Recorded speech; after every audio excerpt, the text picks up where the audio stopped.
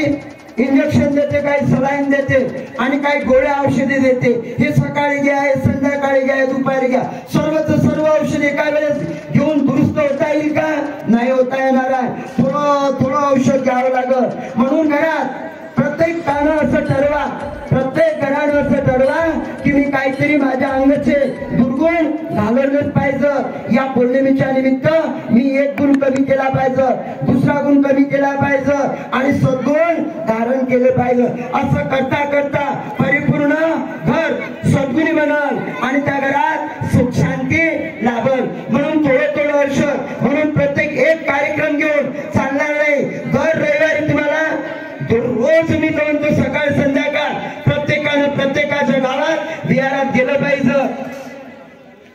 विहारात जाऊन तिथं वंदना वगैरे जे काही ऍक्टिव्हिटीज असते ती पूर्ण पार केली पाहिजे, ती पार करून आचरणात आणली पाहिजे।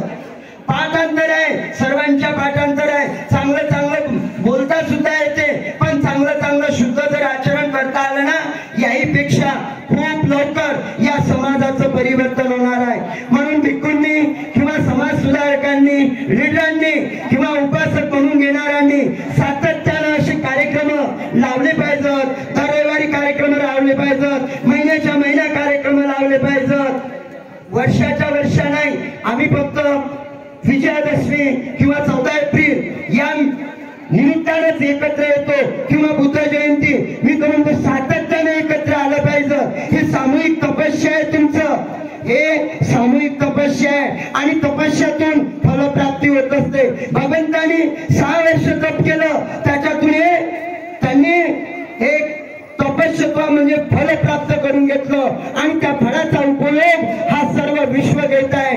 म्हणून आपण सातत्यानं आचरण करत असताना प्रत्येकाच्या घरामध्ये आचरण जर झालं, सर्व कुटुंबातील ती फळं चाकतील आणि त्यामुळे त्यांचं परिवर्तन होईल। मोठ्या मंडळीमध्ये जास्तीत जास्त लवकर परिवर्तन होणार नाही। म्हणून लहान लहान मुलांना एक बाल संस्कार केंद्र म्हणून प्रत्येक गावामध्ये सातत्यानं राबवण्याचं काम केलं पाहिजे। जे राबवत असतील त्यांनी सुद्धा सातत्यानं धम्माचं आचरण केलं पाहिजे। म्हणजे पंचशिलेचं आचरण करून जे कार्यक्रम राबवतात ते यशस्वी होतात। जर पंचशिलेचं उल्लंघन करत असेल त्यांचं कोणीही ऐकत नाही। हे सातत्यानं मी आवर्जून सांगतो, धम्माचं आचरण करून आपल्या मुलाबाळावर संस्कार द्या, आपल्या लोकसमूहावर संस्कार द्या आणि सुखी जीवन जगा। मी या मंगल प्रसंगी एवढेच बोलतो।